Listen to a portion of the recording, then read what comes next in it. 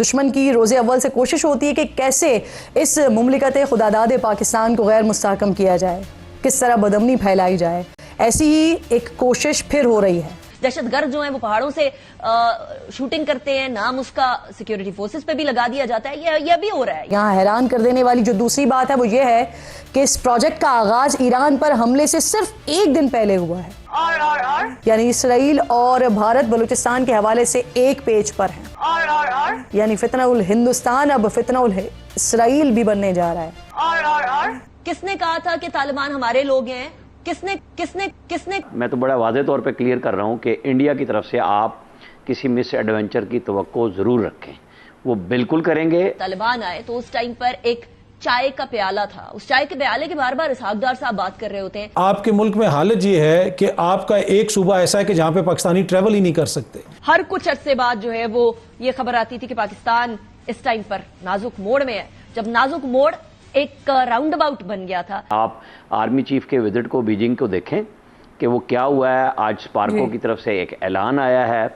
آپ ان چیزوں کو ملائیں کہ آرمی چیف کے دائیں بائیں کون بیٹھے ہوئے تھے. وہ لوگ کیوں جاتے ہیں ایسے مواقع پہ جب جنگ بالکل فائنل آپ کو سمجھ آ رہی ہوتی ہے. انڈیا نے اپنی فوجیں ایل او سی پہ اور ورکنگ باؤنڈری کے بہت قریب پہنچا دی ہیں. So there's a lot going on in Pakistan at this point in time. نمسکار دوستوں. کہا جاتا ہے نا کہ دشمن کا دشمن ہمارا دوست ہوتا ہے. ویسے تو اسرائیل بھارت کا دوست ہے ہی، لیکن بات جب پاکستان کی آتی ہے تو اسرائیل ہر موڑ پر بھارت کو کھل کر سپورٹ کرتا ہے. اس وقت پاکستانی میڈیا میں اسرائیل کو لے کر پھر سے کھلبلی مچ چکی ہے، کیونکہ بلوچستان کے فریڈم فائٹرز یعنی BLA کو موساد اب کھل کر سپورٹ کر رہا ہے.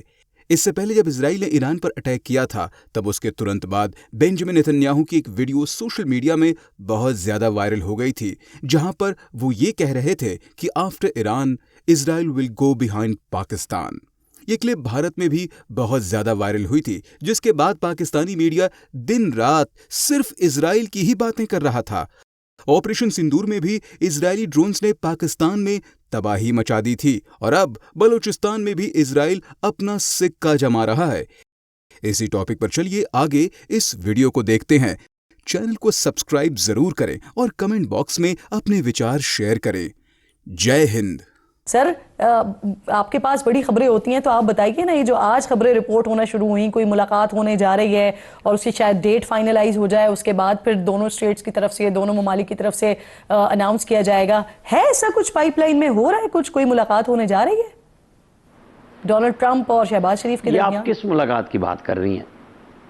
اچھا یہی میں پوچھنا چاہ رہا تھا جو آپ نے بتایا. دیکھیں یہ ملاقات اگر ہونی ہے نا تو یہ UN کے وزٹ کے ساتھ ہو سکتی ہے، کیونکہ 20 تاریخ کو تو شہباز شریف لندن میں ایک کانفرنس کرنے جا رہے ہیں. وہ کس نوعیت کی ہوگی، پاکستانیوں سے خطاب ہوگا، کچھ ہوگا، اس کی تیاری وہاں پہ UK ہائی کمیشن نے کر دی ہے شروع. اور ظاہر ہے پھر آگے UN کا وزٹ ہے، اس کے ساتھ بیچ میں چانسز ہو سکتے ہیں. میں اس ملاقات کو نہیں کہہ رہا جو ہر وزیر اعظم کی اگر UN کا سٹارٹ ہوتا ہے جنرل اسمبلی تو وہاں پہ وہ شیک ہینڈ ہوتا ہے. جو بات آپ پوچھ رہی ہیں میں اس کی بات کر رہا ہوں. تو ہاں وہ تبھی ہونی ہے. ابھی اس میں ٹائم ہے، آپ دیکھ رہے ہیں ابھی کافی ٹائم ہے، اور اس سے پہلے بہت کچھ ہونا ہے. بہت کچھ ہونے سے مراد میں تو بڑا واضح طور پہ کلیئر کر رہا ہوں کہ انڈیا کی طرف سے آپ کسی مس ایڈونچر کی توقع ضرور رکھیں. وہ بالکل کریں گے اور مودی بالکل باز نہیں آئے گا. اور ہماری حکومت، ہماری ریاست، فوج، حکومت سب مل کے اس وقت وہ تیاریاں کر رہی ہیں. یہاں ہمارے یہاں میڈیا میں ظاہر ہے کہ لگا ہوا ہے کہ جی کیا ہو رہا ہے کیا نہیں ہو رہا ہے، ادھر ادھر کی باتیں ہو رہی ہیں. آپ آرمی چیف کے وزٹ کو بیجنگ کو دیکھیں کہ وہ کیا ہوا ہے. آج اسپارکو کی طرف سے ایک اعلان آیا ہے. آپ ان چیزوں کو ملائیں کہ آرمی چیف کے دائیں بائیں کون بیٹھے ہوئے تھے. وہ لوگ کیوں جاتے ہیں ایسے مواقع پہ جب جنگ بالکل فائنل آپ کو سمجھ آ رہی ہوتی ہے. انڈیا نے اپنی فوجیں ایل او سی پہ اور ورکنگ باؤنڈری کے بہت قریب پہنچا دی ہیں. وہ فل ٹائم عظیمت کا شکار ہے. مودی سے آپ بالکل ذہن میں رکھیں. پاکستان ہمیشہ دشمن کی آنکھ میں کھٹکتا ہے، چاہے وہ پڑوس میں بیٹھا ہو یا پھر 7 سمندر پار بیٹھا ہو. دشمن کی روز اول سے کوشش ہوتی ہے کہ کیسے اس مملکت خداداد پاکستان کو غیر مستحکم کیا جائے، کس طرح بدامنی پھیلائی جائے، کرائے کے غداروں کو استعمال کر کے قومی سلامتی کو نقصان پہنچایا جائے. ایسی ہی ایک کوشش پھر ہو رہی ہے، اور اس کا انکشاف فلسطینی صحافی عبداللہ موسوی نے عالمی نشریاتی ادارے الجزیرہ پر اپنی سٹوری میں کیا ہے. موسوی کے مطابق Washington think tank middle east media research institute में एक नए प्रोजेक्ट बलूचिस्तान स्टडीज़ का आगाज़ हुआ है। ये थिंक टैंक सन 1998 में कायम हुआ है और हमेशा से इजराइल के हामी एजेंडे को फ़रोग़ देता रहा है। यहाँ हैरान कर देने वाली बात यह है कि इस थिंक टैंक के बानी कोई अमरीकी शहरी नहीं है, बल्कि इसराइली मिलिट्री इंटेलिजेंस के एक रिटायर्ड कर्नल यगाल कामोन हैं, और वो 20 साल से ज़ायद अरसे तक इसराइली इंटेलिजेंस एजेंसी के लिए अपनी खिदमात अंजाम देते रहे हैं। Middle east media research institute के बारे में ये भी कहा जाता है कि ये इदारा कम से कम सन 2012 से इसराइल के लिए गैर सरकारी तौर पर इंटेलिजेंस मालूमात इकट्ठा करने का काम करता है। और यहाँ हैरान कर देने वाली जो दूसरी बात है वो ये है कि इस प्रोजेक्ट का आगाज़ ईरान पर हमले से सिर्फ एक दिन पहले हुआ है, और मुसन्निफ़ के मुताबिक इसराइल अपने जोग्राफियाई मफादात के लिए इस प्रोजेक्ट के ज़रिए सिर्फ पाकिस्तान ही नहीं बल्कि ईरान पर भी नज़र रखना चाहता है, क्योंकि बलूचिस्तान 2 हिस्सों में तकसीम है। इसका कुछ हिस्सा पाकिस्तान तो कुछ ईरान में भी आता है। मज़मून में लिखा गया है कि इस इदारे की वेबसाइट पर आलमी बिरादरी से अपील की गई है कि मगरिब बलूचिस्तान का नेचुरल एलाय है। मज़मून में सिर्फ इसराइली नहीं बल्कि भारतीय हाथ को भी बेनकाब किया गया है। इसकी मिसाल पेश करते हुए मुसन्निफ़ लिखते हैं कि इदारे की वेबसाइट पर मीर यार बलोच नामी शख्स का तारुफ बतौर मुशीर करवाया गया है।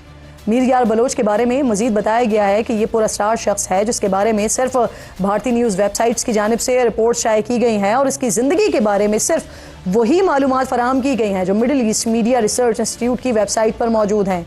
यानी इसराइल और भारत बलूचिस्तान के हवाले से एक पेज पर हैं। बलूचिस्तान की कौम परस्त तंजीमें भी मीर यार बलोच के एक्स अकाउंट को जाली करार देते हुए ये वाज़ेह कर चुकी हैं कि मीर यार बलोच नामी अकाउंट को उन रियासतों की जानिब से बनाया गया है जो खित्ते में अपने मफादात रखती हैं और इसके ज़रिए अपने मकासद के हुसूल की ख्वाहिशमंद हैं। हालिया दिनों में बलूचिस्तान में होने वाले मुसाफिर बसों पर हमलों से ये बात वाज़ेह हो चुकी है कि ये कोई जिद्दोजहद नहीं है, सिर्फ़ और सिर्फ दहशत गर्दी है, जिसका खुरा पहले हिंदुस्तान और अब इसराइल से जाकर मिल रहा है। यानी फितना उल हिंदुस्तान अब फितना उल इसराइल भी बनने जा रहा है। और ये हालात इंतहाई तशवीशनाक हैं। जो लोग कौम परस्ती के नाम पर अलहदगी का नारा लगाते हैं वो पहले हिंदुस्तान से मदद लेते हैं और अब इसराइल के भी मदद के तालिब होंगे। पाकिस्तान के अवाम, ख़ास तौर पर बलूचिस्तान के अवाम होशियार हो जाएं।